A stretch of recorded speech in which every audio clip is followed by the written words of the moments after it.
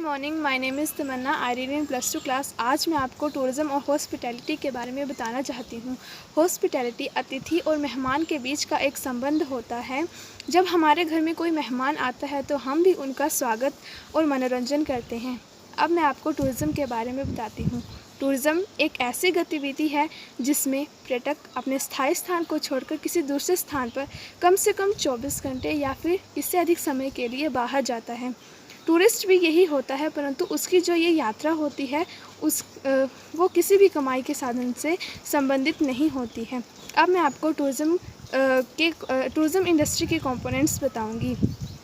पहला है अट्रैक्शन, दूसरा है अकोमोडेशन, तीसरा है एक्सेसिबिलिटी और चौथा है अमेनिटीज़। पहला अट्रैक्शन, जब हम किसी जगह को देखकर आकर्षित होते हैं तो उसे अट्रैक्शन कहते हैं। दूसरा एकोमोडेशन, यानी कि वहाँ रहने के लिए क्या अच्छी जगह है, होटल जैसे।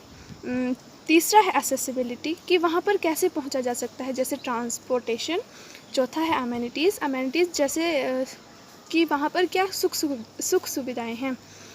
अब मैं आपको टूरिज़्म के पार्ट्स बताऊंगी। टूरिज़्म के दो पार्ट हैं, डोमेस्टिक टूरिज़्म और इंटरनेशनल टूरिज़्म।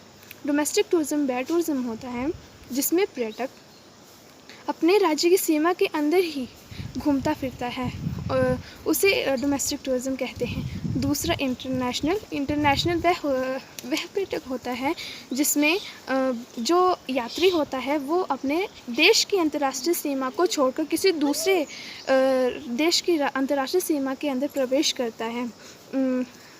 इंटरनेशनल टूरिज़्म जो होता है उसके भी दो पार्ट होते हैं, एक होता है इनबाउंड और दूसरा होता है आउटबाउंड। इनबाउंड में जब कोई व्यक्ति दूसरे देश से, अपने देश जैसे कोई जापान से भारत आ रहा है तो हम उसे इनबाउंड टूरिज़्म बोलेंगे। दूसरा है आउटबाउंड मतलब कि ये भी इंटरनेशनल टूरिज़्म ही होता है। आउटबाउंड में जो यात्री होता है वो अपने देश की अंतर्राष्ट्रीय सीमा को छोड़कर किसी दूसरे देश की अंतर्राष्ट्रीय सीमा में प्रवेश करता है।